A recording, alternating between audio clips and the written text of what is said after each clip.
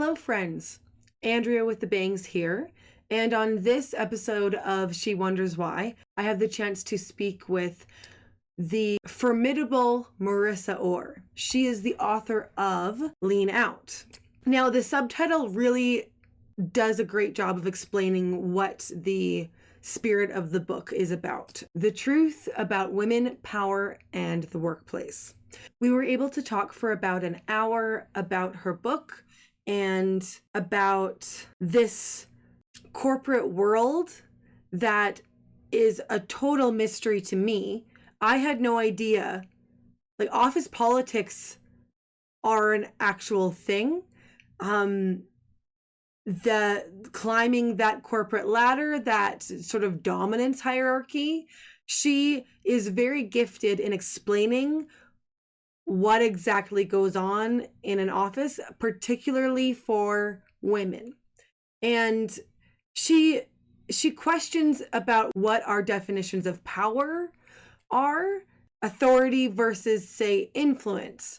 She talks about different traits that are most typically found in men versus women, and how the female traits are downplayed as weak, and these male traits are seen as positive in the workforce. And it's not that she's saying these things are bad, it's just she seems to be pointing out that let's stop asking women to change. And I found that to be very interesting. All these sort of seminars and lean in kind of conferences outline about how women can, move up the ranks by changing themselves to be more adapted to corporate life. Well, maybe the corporate structure was built around men, and that's why women aren't thriving, and maybe it's to do with the system more than women. Anyway, decide for yourself what you think about it. Let me know in the comments how you think the talk went and what you agree with or disagree with. And also, please go buy Marissa's book. I bought it on Kindle, so it's really easy to grab there, or buy a hard copy. I'd say for men and women, this is an excellent choice. It's a quick read. I found it very fascinating. And also, please don't forget to like and subscribe if you haven't already. By the way, you seem very organized. And if you have twins, I can see why. I'm actually by nature a very disorganized person. Really? I imagine with the jobs you've had, though, it seems like I've had to figure it out. I've had to figure it out.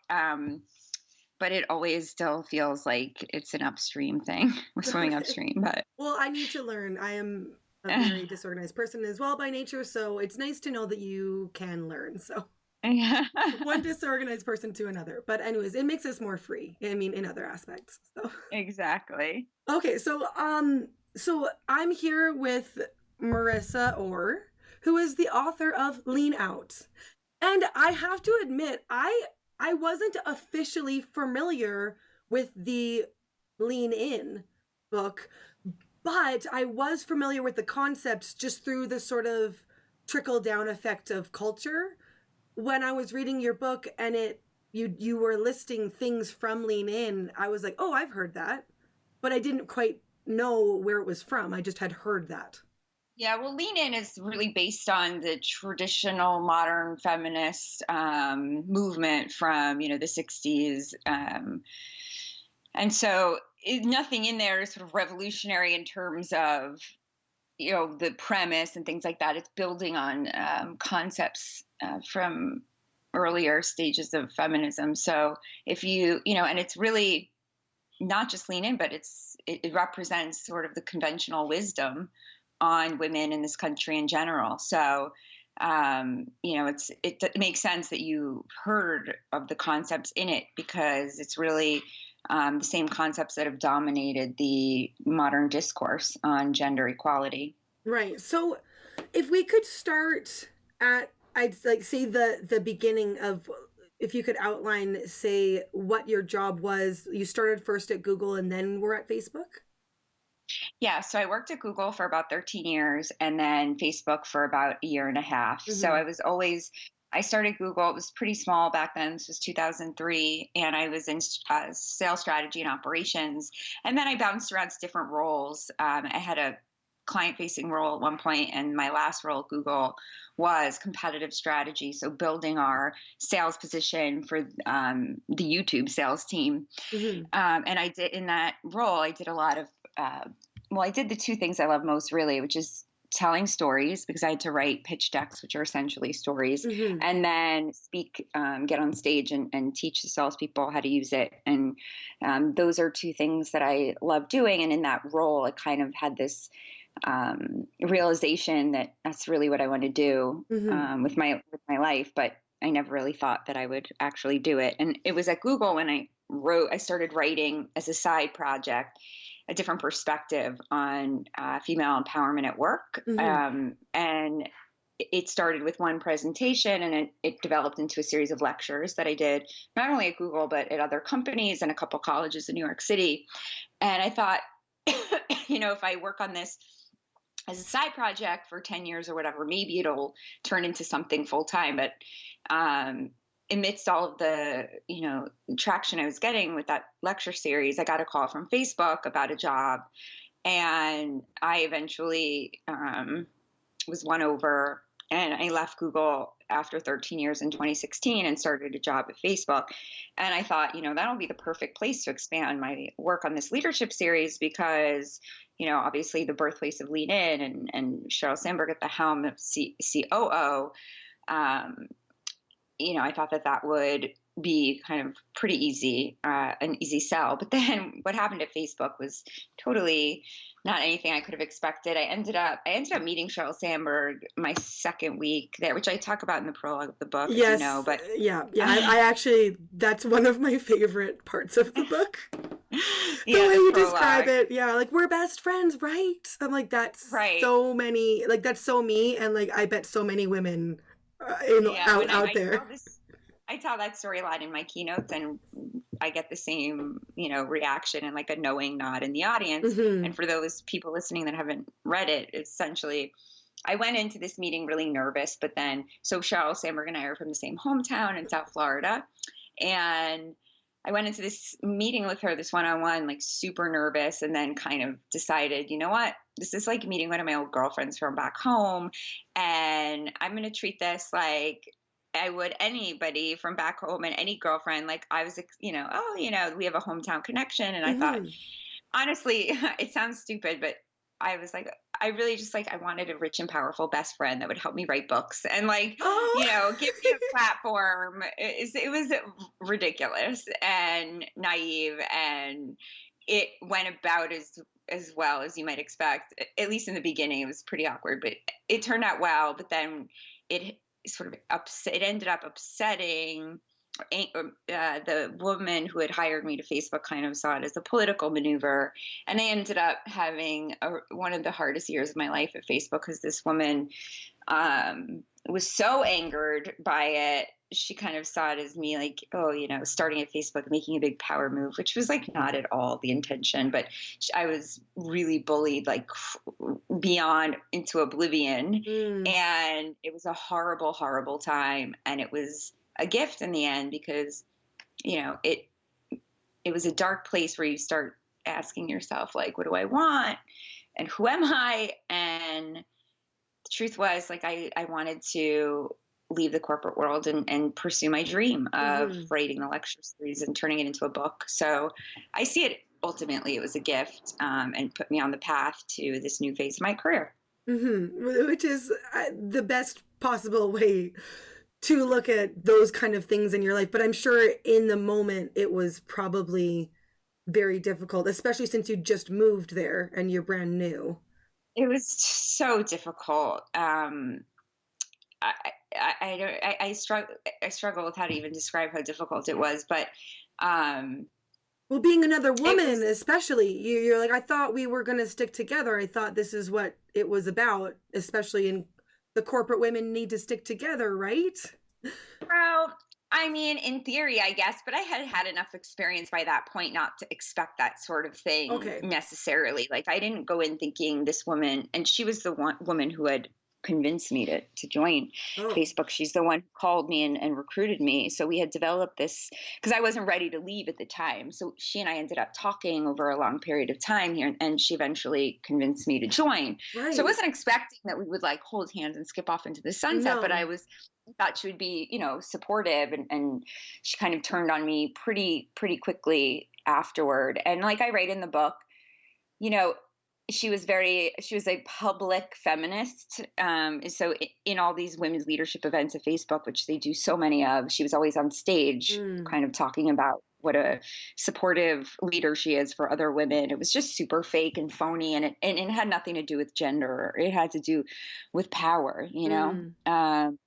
and I wrote an article on Medium about, I don't know, a year and a half ago, that abuse at work is not about, gender. It's not just Harvey Weinstein's, although that's clearly a very repugnant and extreme form of abuse. Hmm. But I think the more common abuse at work is emotional, and when it's the girl on girl crime variety, it's particularly insidious because it's invisible. It's Hmm. death by a thousand cuts, and it's Uh-huh. really hard to get anyone else around you to understand what's happening to you, and you start to feel crazy. Right. Yeah. So it seems like the way that you have structured your book, you've done a lot of research, and gotten some great numbers and given examples of where maybe research has gone wrong, like just pointing out what you think is missing, I guess, for understanding why aren't there more female executives. You know, Yeah. So so yeah, if you could go into that. maybe it would be helpful to take a step back and give people sort of a high level understanding of the premise of Lean Out. Yes, yes, please. So it's really a counter argument to not only Lean In, but most modern books on women at work and the gender gap and things like that. And essentially, Lean In and those kind of books pin the blame for the gender gap on kind of stereotypes and a sort of culture that oppresses women and all that kind of stuff. Whereas in Lean Out, I really say, men and women might want different and need different things at work, and that's okay. And Hmm. instead of dismissing women's sort of needs and wants, we should embrace them and see if they point us to any clues about what's wrong with the corporate structure itself. So that we can make changes to better suit women instead of trying to change women to better suit, the competitive corporate hierarchy and things like that. And I, so I would say the biggest difference is Lean In and that genre really try and change women's behavior to Hmm. overcome cultural forces. And in Lean Out, I say, what we really need to change is the corporate system itself, because it Hmm. was designed in the industrial age by men. Hmm. And if you're a man and research shows men prefer more competitive win-lose environments, and Hmm. women generally prefer and perform better in win-win collaborative environments. Hmm. But if you're a man in 1900, it's the first time this country had to build structures to organize and motivate hundreds of workers towards some business outcomes. And if you're a man and you're competitive and you get motivated by win-lose games, that's how you're gonna set up your business. Hmm. And literally every single thing has changed in the economy and the world and the composition of our workforce since the industrial age, except these structures have remained exactly the same. Hmm. And the question I pose in the book is, what makes more sense, like rewiring women to conform to these outdated systems, or rewiring the system to better meet the needs of, a radically different, more diverse workforce?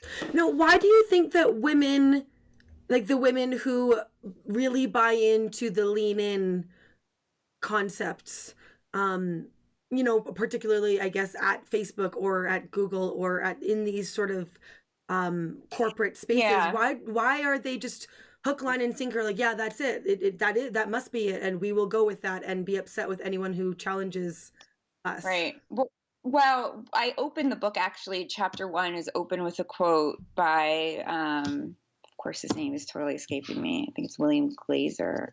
His last name is Glazer. But anyway, says something like, um, whether we, it might be uncomfortable to admit, but a lot of our views on the world come from powerful people and their narrative. Because I'm butchering the quote, but essentially, it's hard to go against the beliefs of powerful people. Okay. So whether we like to admit it or not, a lot of what we see as reality is handed down to us from, these very powerful people and their narratives. But I think more so than that, um, I bought into it too. When I first read Lean In, I was really motivated by it because it made me a little angry. Like, oh, this is why I'm not doing as well as I think. It gave me answers at a time in Hmm. my career I was pretty uncertain and feeling disenchanted and confused. And I always kind of felt like a round peg in a square hole in the corporate world. Okay. And inside, I knew I was ambitious. So why wasn't I climbing as high and as fast as my peers? Mm. Lean In came at that kind of time where I was like, oh, this is why it feels good to have answers. It Hmm. does. And the way those answers are framed, it makes you a little angry. Okay. And that's motivating force because it's like, oh, it's unfair. This is unfair just because I'm a woman. And so if you're if you're not somebody like me who's done, who eventually did so much research and reading and really tried to understand how people work and how that world works, you start to get, you start to, at least I did, start to realize that it's actually not what's happening. And my daily experiences at work didn't match up with what the ideas were in Lean In. So for example, Hmm. Lean In talks a lot about how aggressive women are punished in society because they're not as well liked, whereas a Hmm. man who's aggressive, is well liked and things like that. Like bossy And versus so, assertive kind of thing. right, right. And it's certainly true. Women, and it's unfortunate because women who are tend to be more bossy or more aggressive do suffer this penalty, this likability Hmm. penalty. However, I'm somebody that conforms to a female stereotype. I've never been I've never been accused of being bossy. It's just not my nature. Yeah. And I was very well liked at work, but my trade-off was that meant I wasn't really respected. And I had these like warm, agreeable, communal traits that made me likable, but didn't get me the respect that the more aggressive women got, and they were the ones that were getting promoted. And if you Okay. look at the research, it shows that likability at work not only doesn't help you get promoted, it's actually a liability. It actually works against you and it's a disadvantage. Oh So while no. it's true, yeah, that bossy women suffer this penalty, it doesn't mean that it prevents them from getting promoted.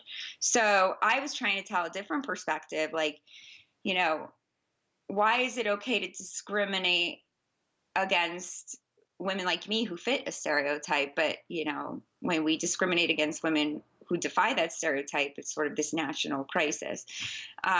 So it's not to say one's better than the other. Like, we should all be who we are and own it. I'm just pointing out that the corporate structure lends itself to the more aggressive type, whether you're a man or a woman, and it's not an explanation for it's not a thorough explanation for why the gender gap exists. So that's kind of one example. But to answer your question, I think people buy into it because that's the only narrative we have. If you Mm. try and inject any alternative point of view, it's really met with scorn in a lot of ways. You're seen as being anti-female if you have a different point of view on how to help women. So I think I think it's unfortunate because we're not all the same, and the more if the goal is to help as many women as possible and make as big of an impact as possible, then we should welcome other voices and other perspectives without just like automatically painting them as anti-female.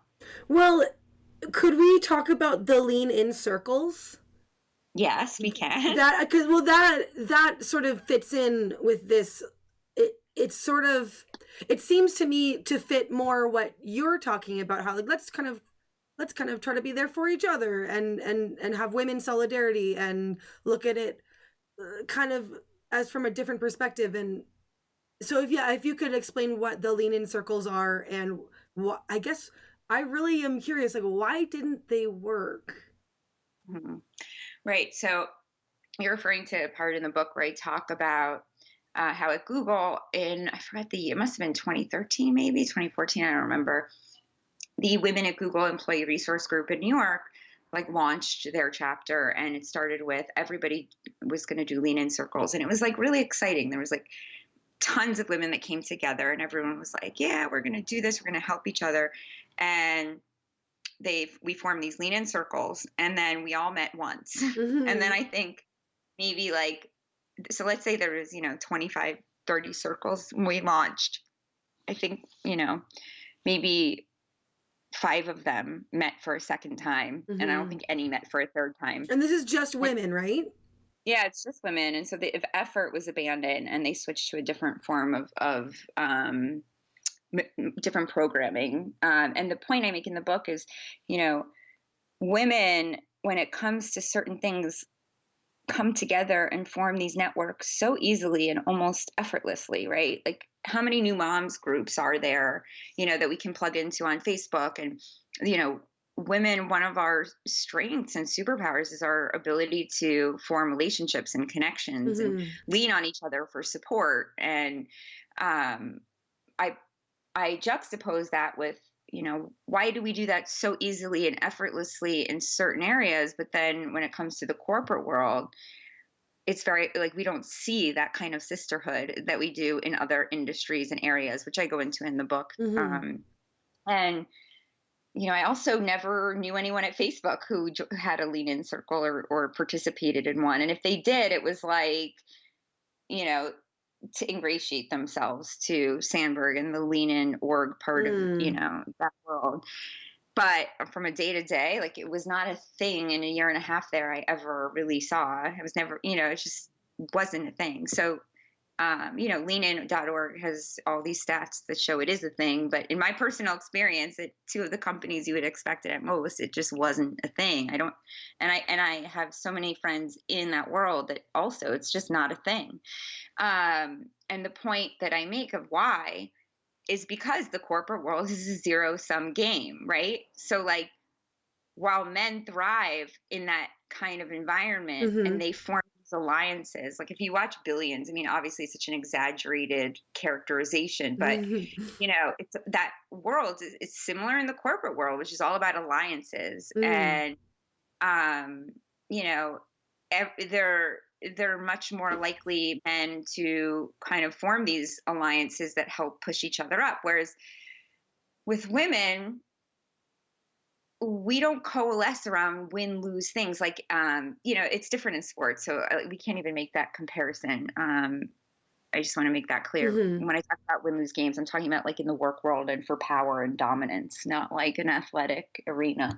Um, but women leverage their power, connection, and relationships when they're working toward a, a common goal, Right. and that they can use their relationships and connection to help each other achieve some goal, not win against each other, right? So in the corporate world, if you win a promotion on our team, that means I lost it. And at Mm-hmm. Google and Facebook, your performance is graded relative to your peers. So you're either going to be rated better or worse than your coworker. You can't Right. be equally amazing or equally terrible. And Mm. so I think women have trouble coalescing around these kind of pursuits because they're these pursuits are structured in a way that are better suited toward men. Mm-hmm. Because it was made by men back when it was mostly men in the workforce, Right. It's, and it's it's never from a been male updated. worldview. It's a Mm-hmm. very male worldview. And, you know, Well, I've been really okay. Just a disclaimer: don't have any degrees in evolutionary biology, but I've been really thinking about why is it that men thrive on competition and women thrive in cooperative environments, and I'm wondering if it goes back to like our early man days when for men they had to go out and they were hunting and women had the collective environment back at home, and if the men had like more competition they more game was brought back or something, and women, Yeah. we didn't work that way. I don't know. I do feel like it's a sort of deep primal thing that that's under the radar, that's not easy to point out, but it is very clear in work environments when women are not thriving and men are. Yeah. I don't have a degree in that either, although I'm pretty, like, I've read extensively on it. I don't know. I think you're probably on the right track, and I'm not, I don't know the specifics, so I hesitate to answer that question with any like I real know, I know, authority. I I have to know. It's think like, about it. that's a good idea. Maybe you should have But someone on the podcast who knows. but I would say, I talk about in the book the example of bonobos and chimpanzees, which Mm. are primates, which are our closest animal relatives. Hmm. Primates are the closest we have in DNA to human beings, and chimpanzees are very aggressive. It's a male dominated society. It's characterized by a lot of aggression and competition.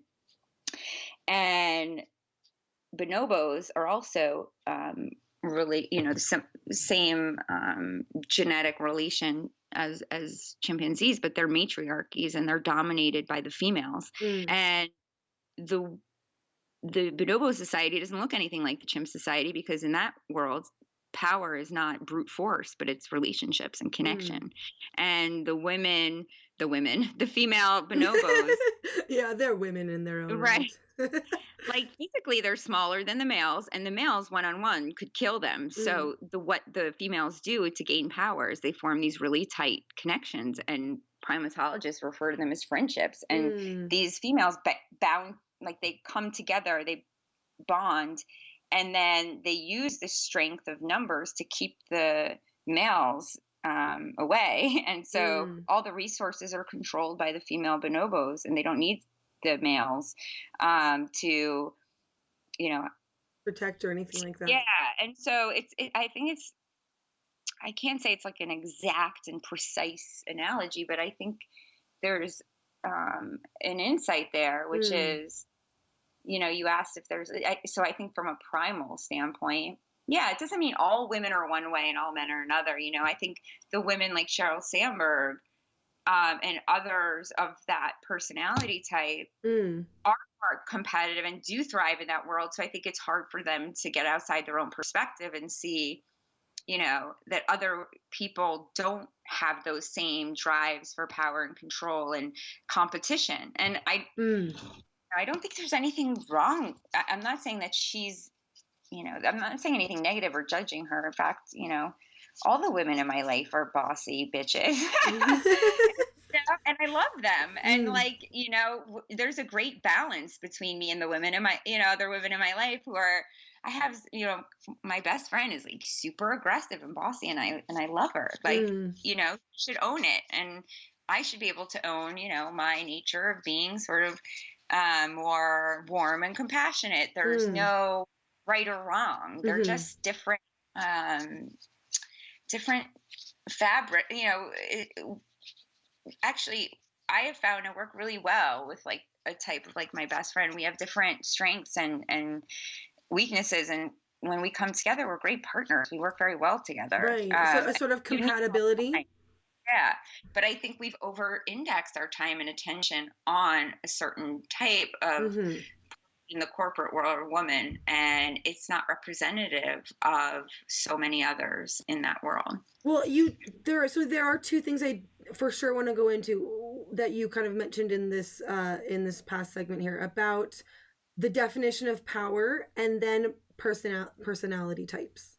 Mhm. So I guess if we could go into the definitions of power that you sort of flesh out about, like, well, what is power really? Right. So there's a couple different ways to dissect this or talk about it. I'm just thinking of the best way to bring it forward. But I guess, one of the things I talk about in Lean In is research that shows that women, to a much less, that men aspire to more senior executive and CEO positions in the corporate world than women. Mm. Like, you ask men and women, a lot more men say that, they are gunning for those roles. And so Mm. the narrative that has been built on top of that is the reason for it, right? Like Hmm. nobody disagrees that that's what the numbers and results say, but where people differ is what causes that. And Okay. so a lean-in kind of philosophy or premise is that that's a result of culture, that women are punished for being aggressive and bossy, and so they mute themselves over time and become less interested in those roles. Now, Okay.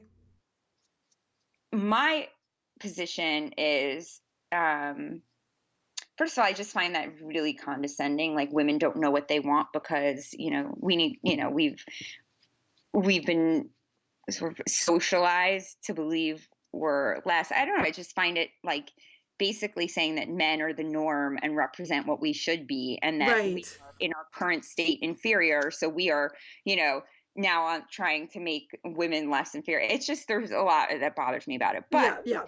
the reason that there's research, for example, that shows that women are less satisfied and rewarded by positions of power in that world than men. And Okay. whenever research like that comes out, people go crazy and call Okay. it sexist and anti-female. And the reason is because they interpret it to mean that that research is saying women don't want power.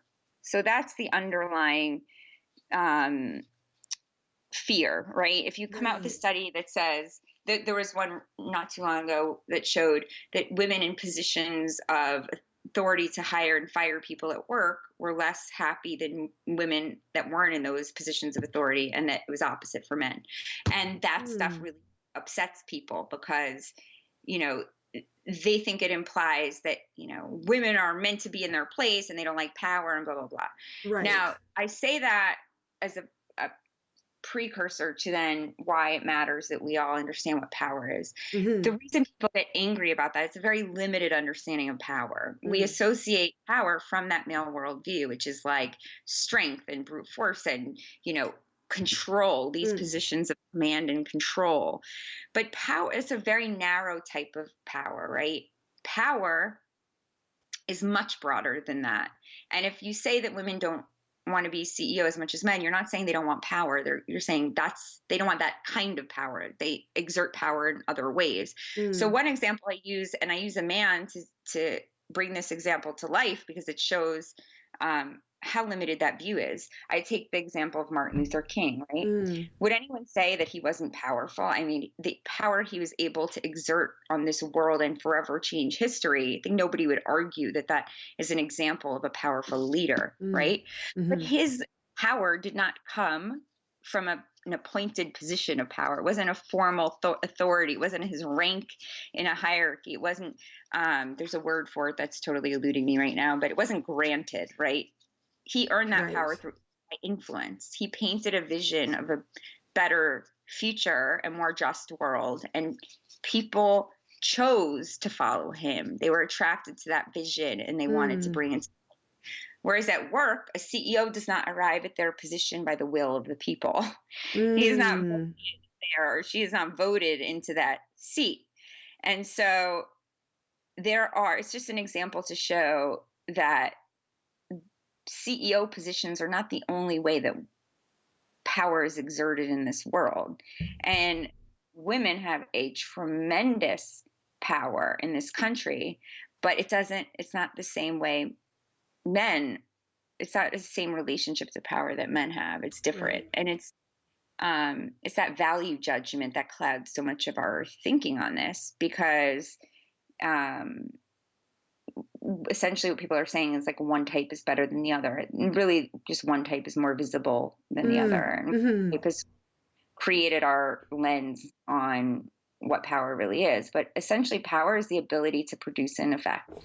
And when we're talking about like the capacity and human potential for power, it's the ability to create an effect in other people. Mm. And as a writer, I felt, even though I've like gone broke in the process, I still feel more powerful now than I ever had when I actually had a lucrative career and I had status and prestige of working at Google and Facebook and um, Mm.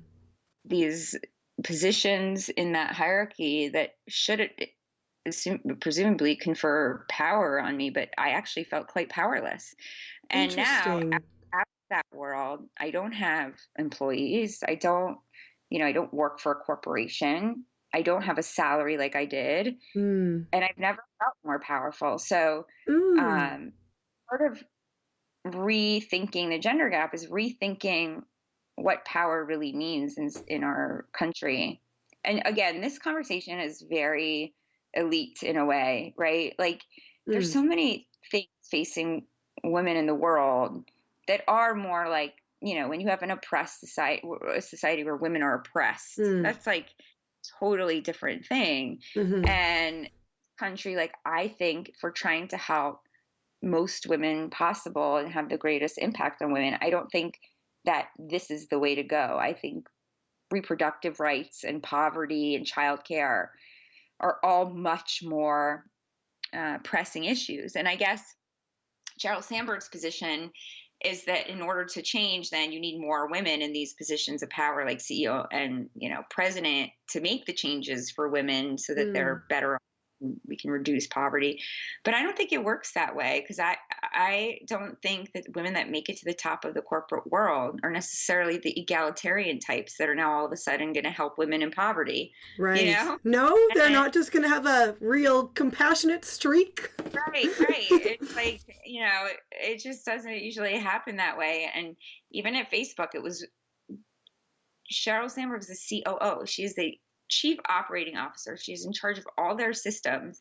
Meanwhile, it was a terrible place for women. And so Right, I don't right. think the theory that putting more women at the top will have this trickle down effect to make women at the bottom happier. I didn't see it with my own two eyes at her own Mm. company, so I don't see Mm. why it would be true of the larger world.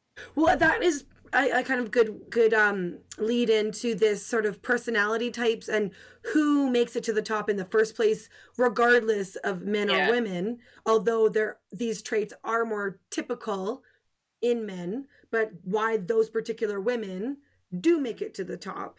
You called it the color personality test. yeah. Yeah, Well, so that was it's an very example. interesting. Hmm?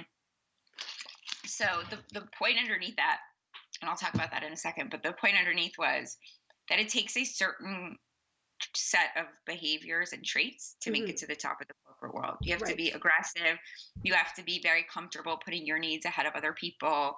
You have to be self-promoting. You have to be visible. All these things that Mm. really cluster among a certain personality type. Hmm. And so that personality type, or the cocktail of traits, correlate more highly with men. Hmm. But they also, the women that embody those traits as well are the ones that usually get to the top. Hmm. And it's just the nature of the system. Like I said, if you're competing in that triangle for power and dominance, people that are going to be most motivated by power are going to have an advantage off the bat. And Mm. the people that are most willing to play the political game and um, it's always going to, and research shows there's certain aspects of personality that predict whether people will rise to the top, Mm. and Okay. and and, and behaviors that don't necessarily mean those people are more qualified to be there. So if Mm. you score high on desire for dominance, you're more likely to get to the top. If you score high in agreeableness, you're more likely not to get there. So it's less about gender, actually, and more about what it takes to get to the top. And those qualities happen to cluster more highly among men. But like men that align more with the female stereotype, like beta men, I guess, Mm. they're actually the worst disadvantage, because they, Mm. one, suffer penalties for being agreeable like I did, but then they suffer an additional penalty for not conforming to a male stereotype. Hmm. So they actually have the lowest chance of getting to the top, Mm. even more so than a woman of the same Traits. kind of personality. So it's Mm. the story you're talking about was a story I tell in the book of the moment I kind of realized all of this, which was at an offsite where we did a personality survey, and everybody got one of four colors that represent their personality type. So I was Hmm. like a green, which was like hippie green, and then there was like Yeah. fire red, which was the Mm. opposite, Mm. which was like people that strive for power and control and are competitive. Um, And it turned out like 9 out of 10 of our senior executives were red, which Right. makes And a you lot of asked sense. that question, like they weren't going to say, it sounded Yeah, like, it wasn't right? at all part of the exercise. It just Hmm. occurred to me when I saw the people as we were gathering in our color teach. She told us to get in groups by color. Mm. So as I was going to the greens and I look over and I'm looking at everything, I'm like, oh, it just popped into my head. I wasn't like expecting to ask that, and I wasn't expecting. I don't know. It was just an in the moment thing, and when Hmm. I learned it, I was like, it was a big aha moment around motivation because Mm. the people on my team, when she said that, a lot of them were like, well, that's not fair. It's biased toward red or whatever. And Yeah. my point was, well, maybe reds are more motivated to climb. And it just it made me realize that this big problem was a system of motivation and rewards which catered to a certain type of personality. Right, because you are not going to be someone who's like, yeah, give me underlings to, you know, to boss around. Being green, you're like, if you're a more like you said, hippie kind of personality, you're Yeah. not excited. That would be a punishment, it sounds like. Yeah. So greens are motivated by relationships Mm, versus reds who are prioritize results over relationships. mm, And authority, positions of authority and relationships are in tension with each other, and everyone's more motivated by one than the other. Like, mm, for example, if you're on a team with a couple of your best friends and for years and then you're promoted to be their manager, if you flex that position of authority over them and you're really like command and control and telling them what to do, your relationship suffers. mm. But if you do nothing and still act like your best friends, then your authority is undermined. Right, So these things are in tension. Everyone is more motivated by one over the other. And right. so, as a green who's motivated by relationships, positions of authority were not only like not rewarding, made me uncomfortable. Mm, And Google's policy was that in order to advance, I had to start managing people, which was something I just didn't want to do. mm-hmm, And so, and I'm also very creative. I like to dig into the work. I just didn't, I could make a much bigger impact on the business and be happier in the process mm-hmm, by remaining an individual contributor, not a manager. But that's not an option for people in corporate world mm, because the nature is a triangle. In order to move up, you have to take people under you. right. So I was pointing out how that kind of structure affects a certain type of people like me, where my motivation just goes out the window. Mm. And that's not a problem with me. That's a problem of the system of motivation and reward. It's not a problem with all the people operating within that system. Right, and it seems also like the reward those who are rewarded are the ones who show a certain they're more showy versus actually attaining results. Like you gave a couple stories outlining why it doesn't really matter how great your work is. You just have to sort of give the right amount of showiness towards the right people. And is that is that correct? So what you're talking about, I think, is where I talk about how visibility is a proxy for performance and leadership.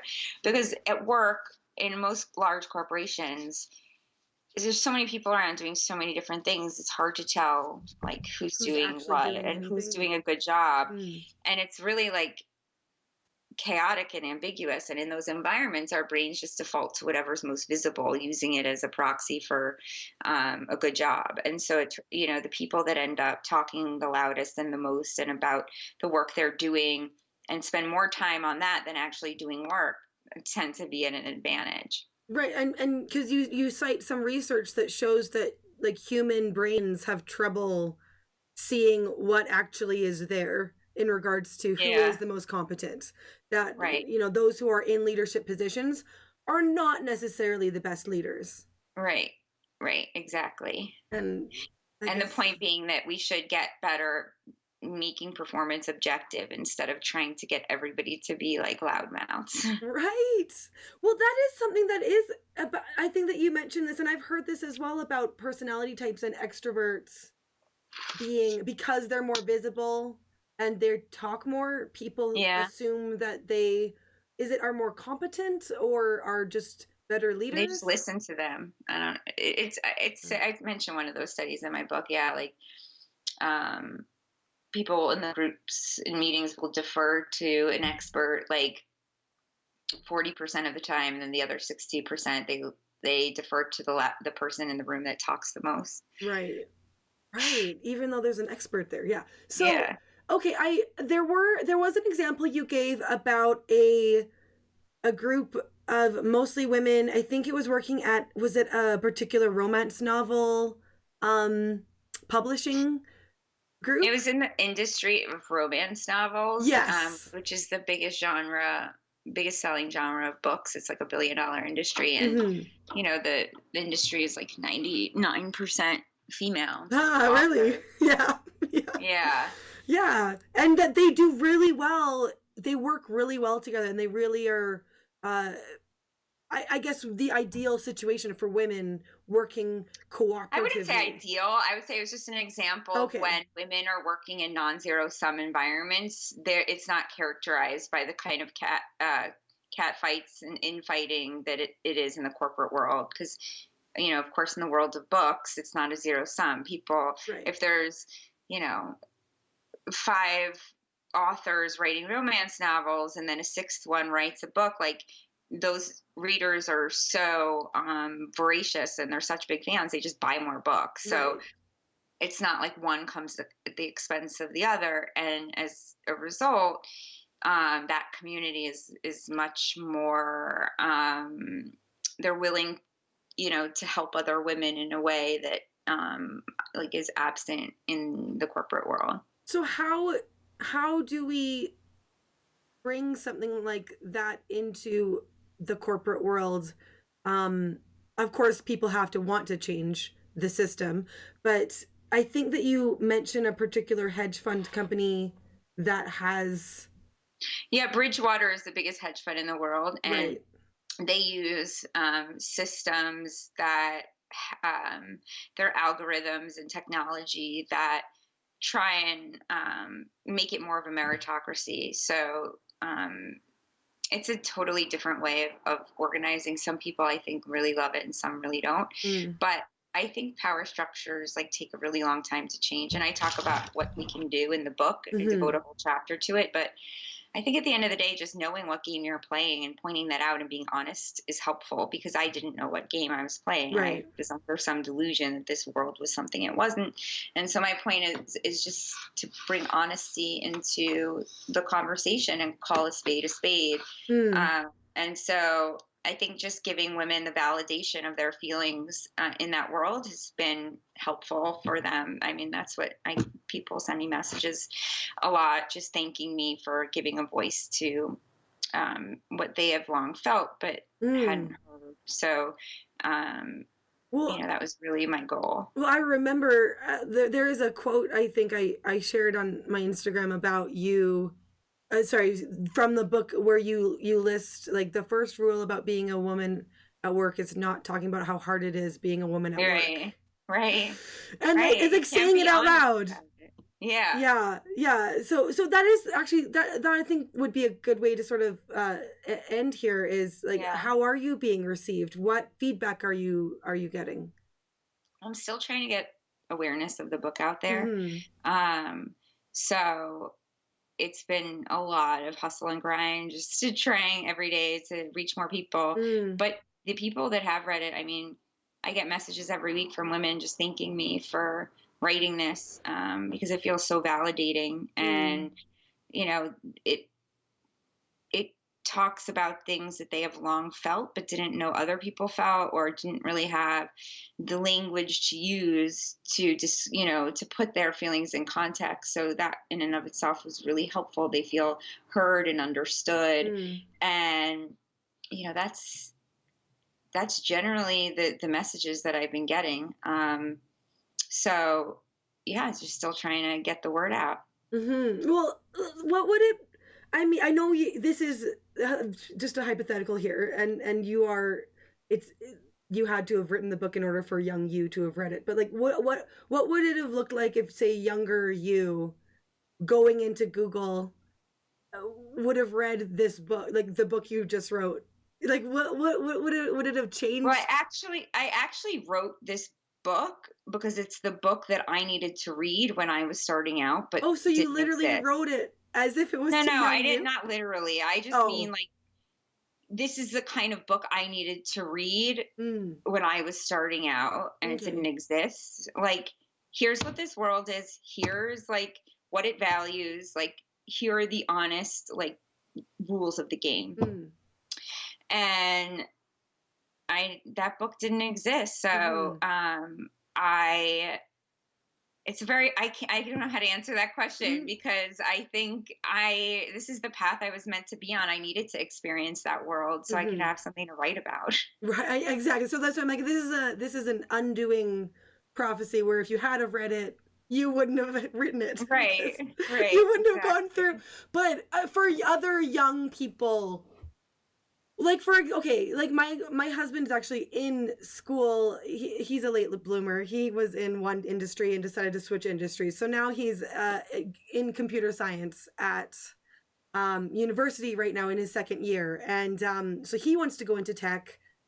I mean, he's not going to go work for Google, but like that, it's one of those things where he wants to get, a tech job.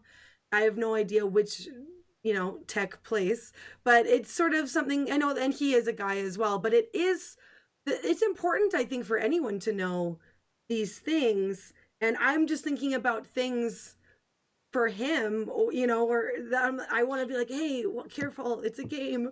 Yeah. No, no. Well, look, and I know we only have a minute or two left, so Yeah. I'll try and sort of wrap this all up into an answer to that question.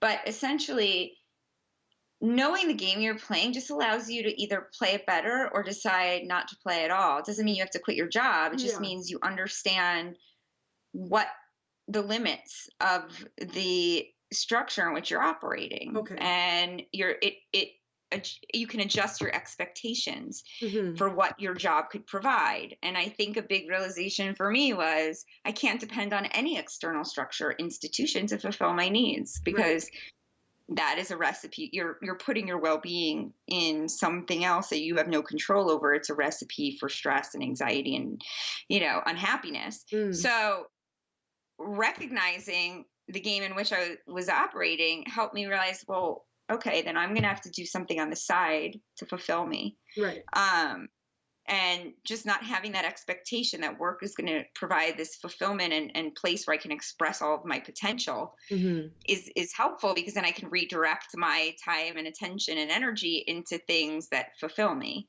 Right. So I think if you're looking for work to fulfill you, and that type of environment isn't fulfilling, well, that's really helpful, because now you realize it doesn't mean you have to quit your job. But like, I started writing when I was at Facebook because I was so miserable. And Right. so I, woke up early and started writing this book. And that gave me a tremendous sense of power and fulfillment. So I think it's about adjusting expectations and not Mm. expecting that if you're working in the corporate world, that if you're a person like me, that that's ever going to sort of manifest all of your potential and be the thing that fulfills you. Mm. Oh yeah, it that is that's definitely the way it should be looked at. But after reading your book, I'm like, we need to change the system. Like we need to bring in some more nurturing and some more collaboration and cooperation. But that's for maybe, who knows, maybe AI can bring in some unbiased sort of Right. different perspectives, different systems that we've all been waiting for and before they take over us. Anyway, That's right. okay, Marissa, I know you have to run, so thank you so much for chatting with me and for going over your book. And well, I guess good luck in your future endeavors with it, and I hope you can, yeah, continue to share your message here. Awesome. Thanks so much for having me. Appreciate it.